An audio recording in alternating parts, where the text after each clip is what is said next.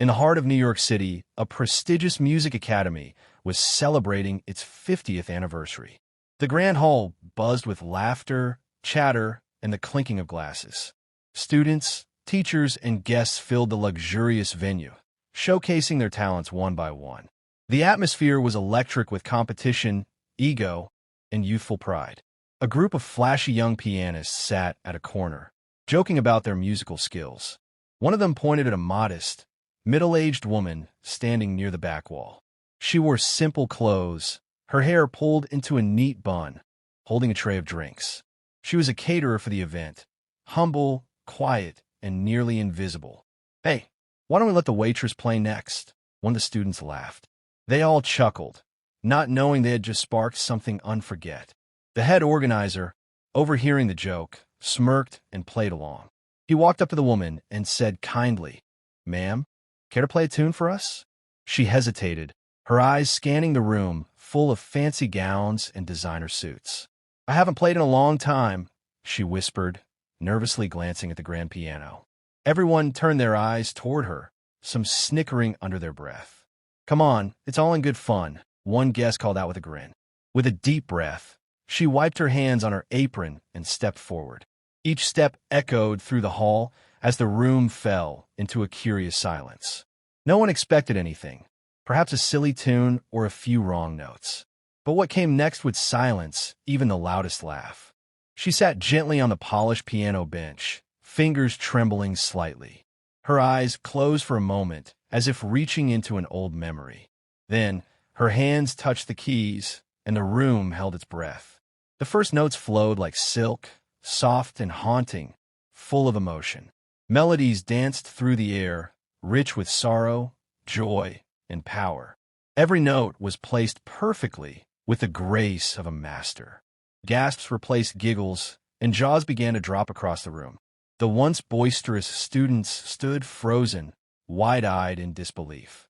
Her hands moved with elegance, speed, and confidence. She wasn't just playing the piano, she was speaking through it. Paragraph 4. The piece grew more complex, rising in strength and brilliance. Her fingers danced across the keys with precision and passion. It was a composition that only trained ears could recognize.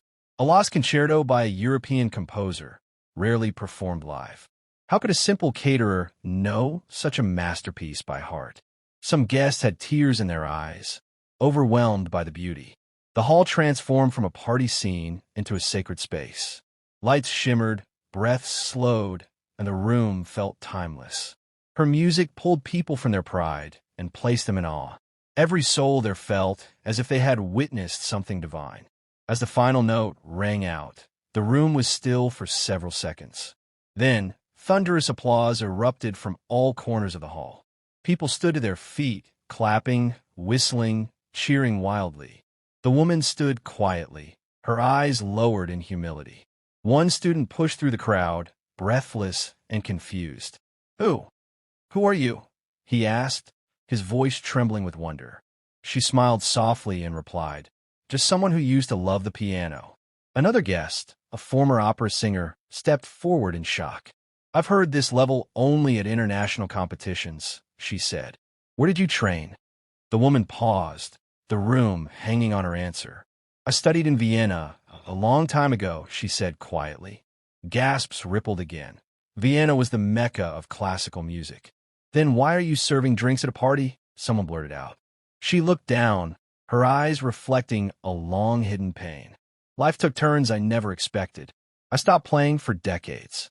Her husband had passed, her family struggled, and music faded away. She worked small jobs to survive, never speaking of her past. But the music never left her. It lived in her fingers, in her soul. Tonight, it had found its way back. News of her performance spread like wildfire the next day. Clips were posted online, and millions were moved by her story. Unknown piano genius stuns elite audience, one headline read. Music critics try to trace her past, stunned by her technique. It turned out she was once a child prodigy known in Europe. She had disappeared from the public scene after her parents died. A scholarship to Juilliard was once hers, but she never arrived. People couldn't believe she had been living in silence all these years. Offers poured in, concert halls, radio interviews, masterclasses. But she remained humble, her smile soft, and her intentions pure. Back at the academy, the students who had mocked her were changed. They approached her the next week, heads bowed in shame. "Miss, we're sorry. We had no idea," one of them said sincerely. She nodded kindly and said, "It's never too late to listen deeply." She offered to teach them, not as a star, but as a fellow lover of music. From then on, she volunteered twice a week at the academy. Her presence brought peace, wisdom, and humility to the place. Even the toughest instructors sat in her sessions, silently learning. She taught that music isn't about ego, it's about heart.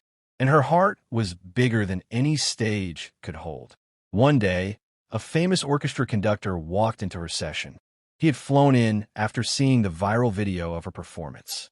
"I've searched for that sound my entire life," he told her. He offered her a chance to play in the world's biggest music halls. But she only agreed on one condition: that young students join her. She didn't want fame. She wanted to give music back to the world. Her next concert was a charity event for underprivileged children. Every seat was filled, and every ear was enchanted once again. She wasn't just a pianist. She was a healer through her art. The world had almost missed her, but now it couldn't forget her. That night, back in her small apartment, she sat by her old piano. The same keys that once collected dust now glowed with purpose. She touched them gently, whispering a silent prayer of gratitude. Life hadn't been easy, but music had remained her secret sanctuary. She smiled, remembering the stunned faces, the cheers, the awe. But what mattered most to her was the peace in her own soul. She had found her voice again, not for fame, but for healing. Her story inspired millions to never give up on their hidden gifts. Even in silence, greatness can wait patiently for its moment. And when it comes, it speaks louder than words ever could. The Academy soon renamed its piano hall in her honor. Young girls came with dreams in their eyes, wanting to be like her. She guided them with patience, showing them more than just technique. She taught them to feel the music, to live it, to breathe it. She reminded everyone that greatness often wears simple clothes. Not every hero stands in the spotlight. Some serve drinks at events. But when given the chance, their light can outshine the stars. She brought back the soul of music in a world drowning in noise. People from around the globe came to hear her speak and play. And each note she played reminded them, miracles come in quiet ways. Years later, when she passed peacefully in her sleep, the world mourned. News outlets honored her not as a viral sensation, but as a legend. Her legacy wasn't in awards or wealth, but in hearts transformed. The Academy hosted a tribute concert featuring her students and friends. They played her favorite piece, the one she played that unforgettable night. The same piece that revealed the genius hidden in a simple woman. She proved that true greatness doesn't need applause to exist. It only needs one moment, one chance, one stage to shine. And when she was handed that piano as a joke, she gave the world a memory it would treasure forever.